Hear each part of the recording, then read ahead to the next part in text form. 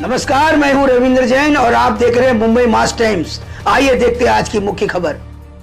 नमस्कार, मी विशाखा सुभेदार।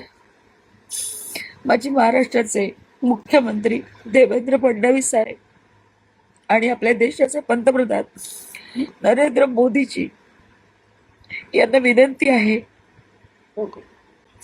माझा मुलगा लंडनच्या प्रवासाला निघाला होता, पण कुवेतमध्ये त्याचं लेहोर असल्यामुळे त्याचं फ्लाईट तिथे उतरवण्यात आलं. पण गेले 4 दिवस एअर स्पेस नसल्यामुळे सगळ्या देशाला माहिती विमानं रद्द केली आणि माझा मुलगा गेली 4 दिवस कुवेतमध्ये अडकला आहे.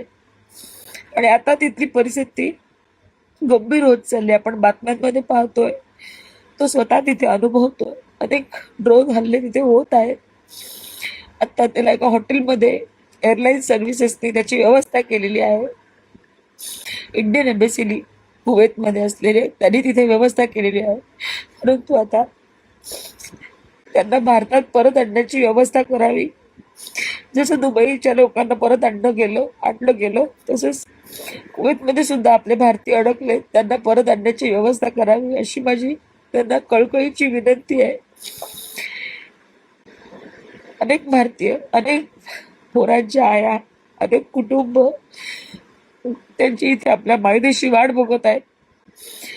लवकरात लवकर त्यांचा सुद्धा आणण्याची व्यवस्था करावी, आमच्या मुलांची काळजी घ्यावी एवढीच विनंती सरकारला आणि आपल्या भारताच्या पंतप्रधानांना यांना मी करत आहे. कृपया लवकरात लवकर मार्ग काढावा. हा, नमस्कार. मी आता आमचे डॉक्टर राहुल गेटेशी बोललो. तिकडे आता ते तुमच्या मुलाशी त्याचं बोलणं झालंय आणि तिथे त्याला जी काय अडचण आहे ते आमच्या दुबई मधले एक डॉक्टर पैठणकर म्हणून आहेत महाराष्ट्र मंडळाचे, ते तिथं कुवेतमध्ये संपर्क करतात आपल्या लोकांशी आणि त्याला तिथून सुरक्षित आपल्याला वापस इकडे आणायचं आहे ना. हा, इकडे आणायचंय. तो पुढे जाणार होता ना काहीतरी. हा ना, आता त्याला इकडे आणू आपण आणि तोपर्यंत त्याला हॉटेलमध्ये तिथली राहण्याची व्यवस्था कुठेही त्याला अडचण होणार नाही त्याची व्यवस्था आम्ही इथून करतो. हा, बिलकुल काळजी करू नका. हा, आणि काय असेल तर मंगेशला कॉन्टॅक्ट करा आणि आम्ही तिथली व्यवस्था करू, चिंता करू नका.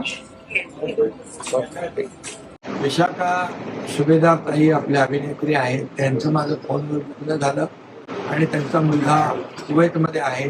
3-4 दिवसापासून तो लंडनला जात होता, परंतु हे सर्व युद्धजन्य परिस्थिती, युद्ध सुरू झालं आणि त्यामुळे तो तिथे कुवेतला अडकलेला आहे.